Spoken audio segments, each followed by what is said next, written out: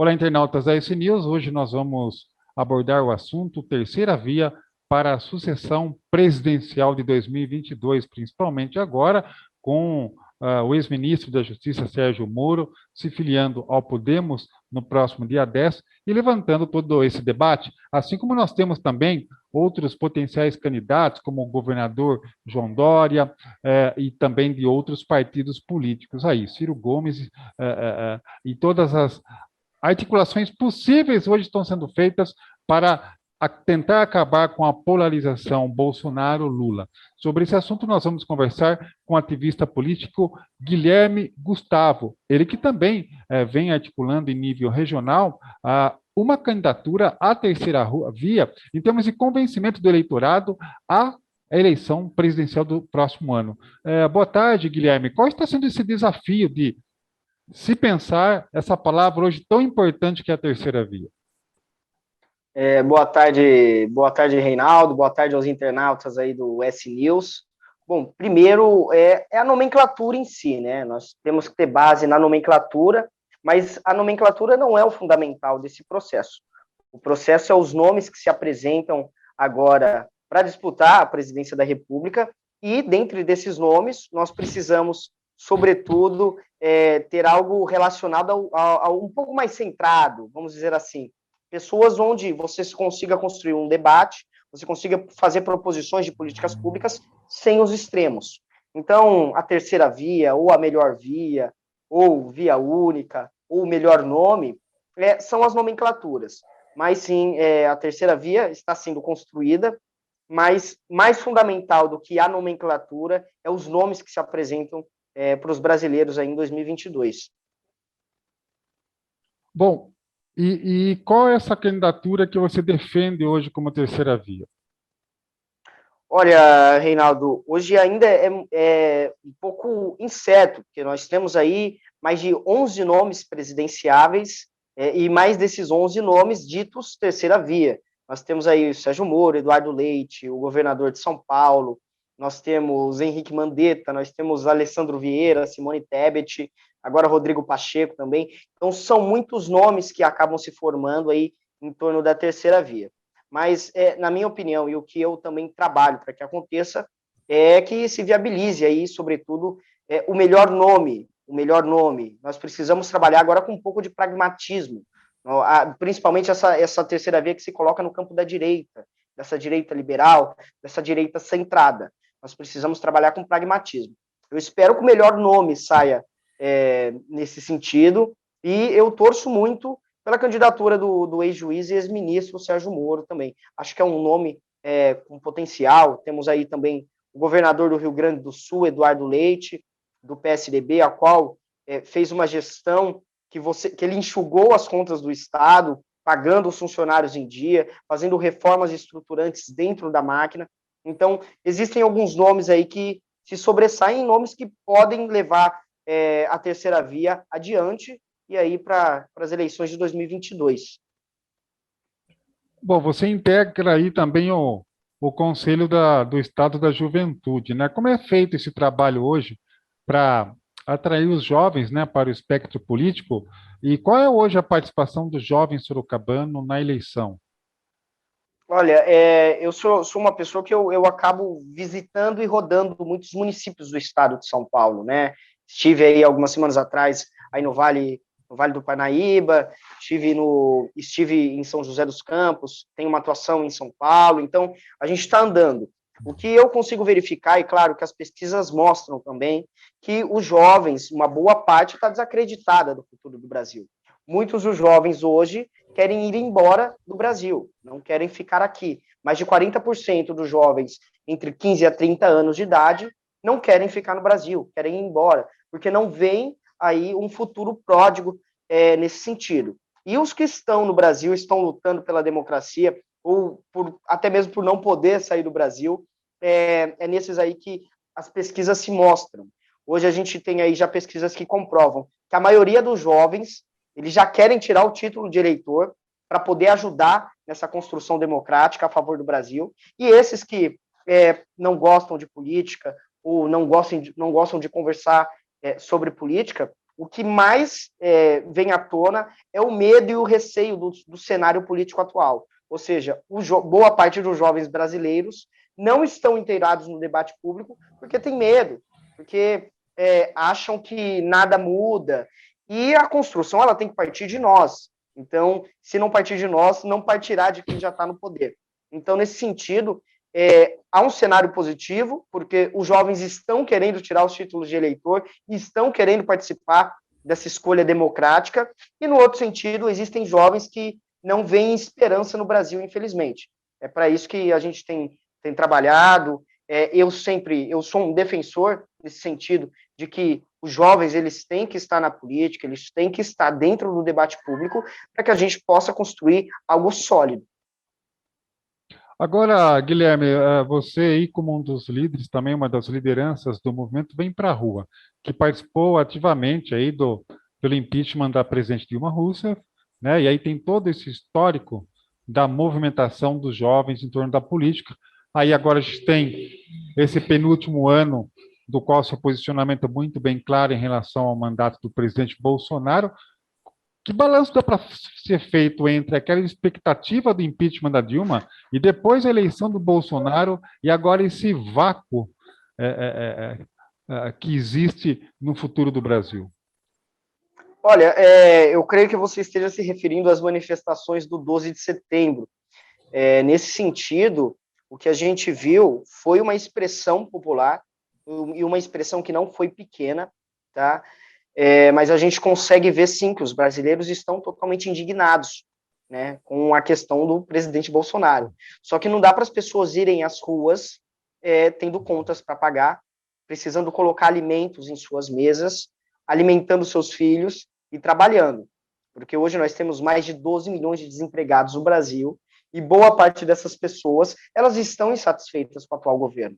É nítido isso. O que aconteceu no 7 de setembro, e a gente tem provas, inclusive em vídeos, que boa parte aí da máquina pública foi usada para levar essas pessoas às ruas. Então, essas expressões bolsonaristas, elas existem através de uma máquina que é gerada pelo próprio bolsonarismo.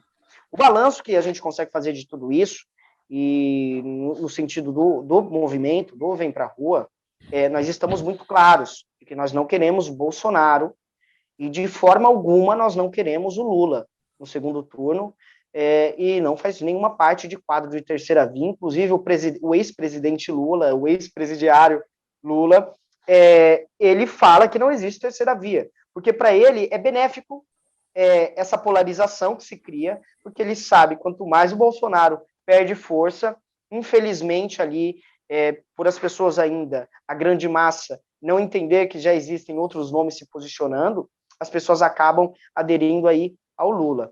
Mas o balanço geral o movimento Vem Pra Rua, vem trabalhando em relação para fortalecer a terceira via e trazer aí o melhor nome possível em 2022.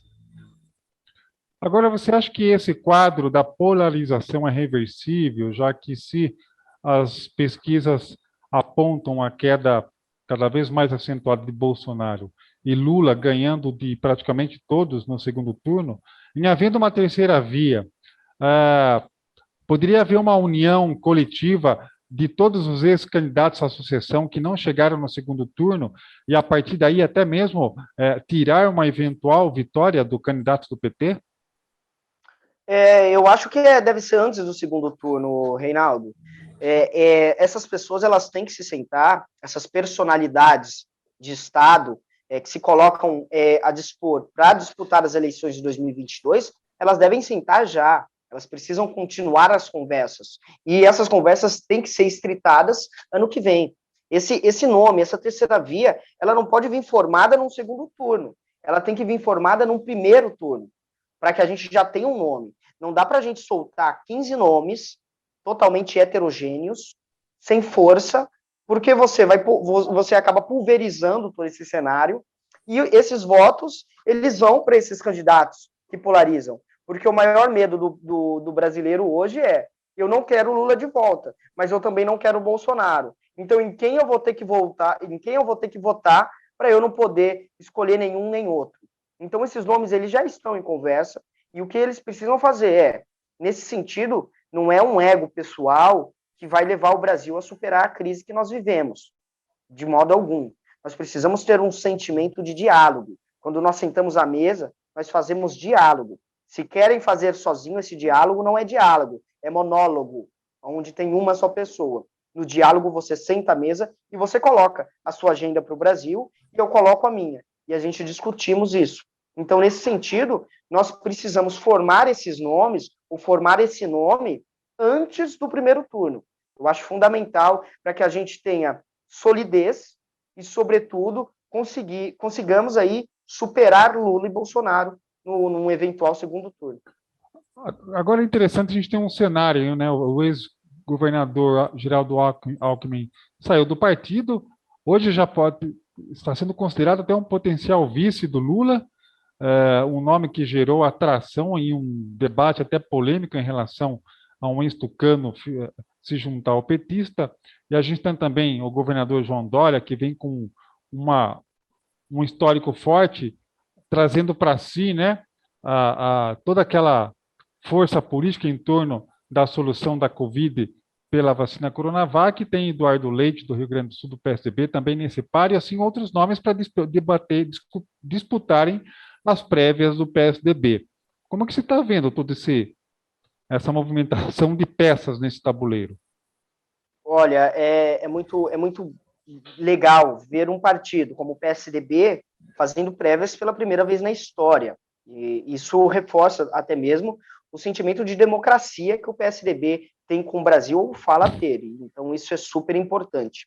A questão do ex-governador Geraldo Alckmin, eu vejo como uma questão pessoal partidária, até mesmo dentro do PSDB, visto aí as eleições de 2018 e todas as questões envolvendo o governador João Dória, e o próprio ex-governador Geraldo Alckmin, de atrito interno dentro do partido.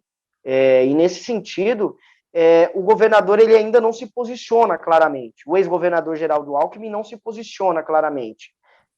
Já houve uma sinalização do próprio Eduardo Leite, que se caso ele vir a ganhar as prévias, ele vai tentar dialogar ao máximo com o ex-governador Geraldo Alckmin para que se reverta essa situação e para que ele volte para o partido. Ele foi governador de São Paulo por mais de 10 anos. Então, ele tem uma história dentro do PSDB e é o que eu ando analisando, né? Essas questões de fragmentação dentro do PSDB, elas se dão muito pelo próprio governador de São Paulo e pela própria ala do governador de São Paulo. Então, o PSDB ele tem, sim, uma posição importante dentro da democracia do Brasil, e o que nós precisamos é aglutinar essas questões.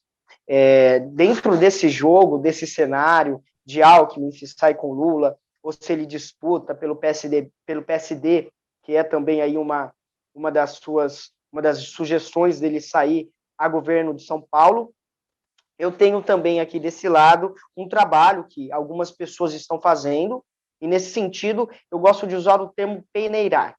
Eu sou, sobretudo, um articulador, e como articulador, nós precisamos colocar as peças às mesas e ver aí quais são os nomes preferíveis a uma disputa, quais são os nomes que vão sair menos danificados, os nomes que têm menos rejeição. Não quero fazer nenhum juízo de valor aqui, mas é nítido que o governador de São Paulo ele tem uma projeção nacional, mas é muito mais nítido que o governador de São Paulo, dentre esses postulantes da terceira via, é um dos que mais tem uma rejeição alarmante. Então, nesse sentido, dentro do seu partido, o melhor nome para aglutinar as forças internas e abrir o debate, abrir a mesa, ganhando as prévias, obviamente, o Eduardo Leite ele vem se colocando como um nome muito forte, um nome que consegue aglutinar essas forças. Inclusive, o apoio dele dentro do estado de São Paulo já é grande, já é considerável, que é digamos, o reduto do governador de São Paulo. Então, nesse sentido, o Eduardo Leite ele vem se prospectando e é uma pessoa que claramente se mostra aberta a diálogo, aberta à conversa. Obviamente, o governador João Dória ele tem um índice de rejeição muito grande, e na política, ali que você articula essas agendas eleitorais, etc. e tal, nós sabemos que O mais importante é ver o índice de rejeição dessas personalidades. O governador de São Paulo, ele tem um mérito muito grande por ter trago as vacinas para o Brasil, mas o índice de rejeição dele, principalmente até mesmo pela própria população do estado de São Paulo, é gigantesco. E o nome do governador de São Paulo, nacionalmente, também tem um índice de rejeição muito grande. Vamos dizer que o governador de São Paulo ganha as prévias. Ganhando as prévias, eu consigo enxergar aí um isolamento do governador de São Paulo, que é uma pessoa, nitidamente, que ele quer ser o nome principal dessa dita terceira via, e é o que eu disse no começo. Nós precisamos ser pragmáticos e, antes de pensar no nosso ego, nós precisamos pensar no bem comum do Brasil, o que nós queremos para o Brasil.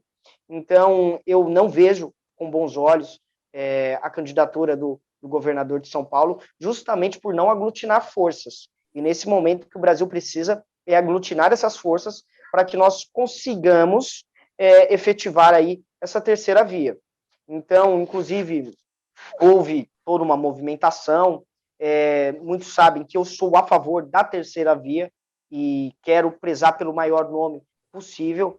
No momento, eu vejo a candidatura do Sérgio Moro como um grande potencial.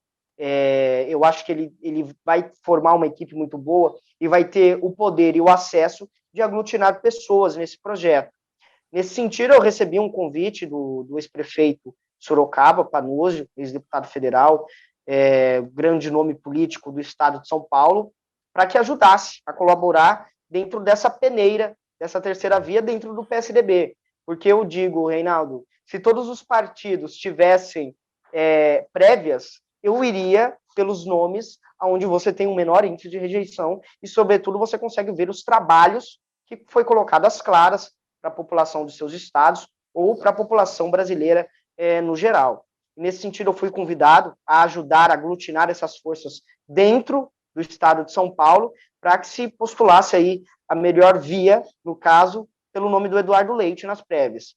Eu tenho aí um contato muito grande com pessoas da ala do PSDB, dirigentes do PSDB, e vejo também que o diretório estadual do PSDB no estado de São Paulo, ele vem tendo aí atitudes não muito democráticas, a quem se coloca a favor da candidatura do Eduardo Leite dentro do estado de São Paulo, e tem pessoas perdendo cargos e pessoas aí, até mesmo filiados, sendo ressarcidos de grupos, de meios do próprio partido, e eu vejo isso como muito danoso, e de forma alguma não há democracia. Então, nesse sentido, eu também estou ajudando a peneirar a terceira via dentro do PSDB. E quando eu digo peneirar, é escolher o melhor nome. É um fato que o governador de São Paulo tem um índice de rejeição enorme, é uma pessoa que não consegue dialogar com todos, é uma pessoa que vai fechar portas para o próprio PSDB, e nesse sentido o Eduardo Leite se coloca como um nome altamente democrático e internamente dentro do partido se coloca aí como uma força de união, e eu acho isso muito importante. Então, acima de tudo, essa terceira via, Reinaldo, ela tem que vir com qualidade, não só quantidade, ela tem que vir com qualidade, e é nesse sentido que eu venho trabalhando. Para concluir, Guilherme, que mensagem importante transmitir para o jovem hoje, que até aquele que neste ano aqui e no próximo já vão completar a idade e que já podem votar, como enxergar esse atual cenário político?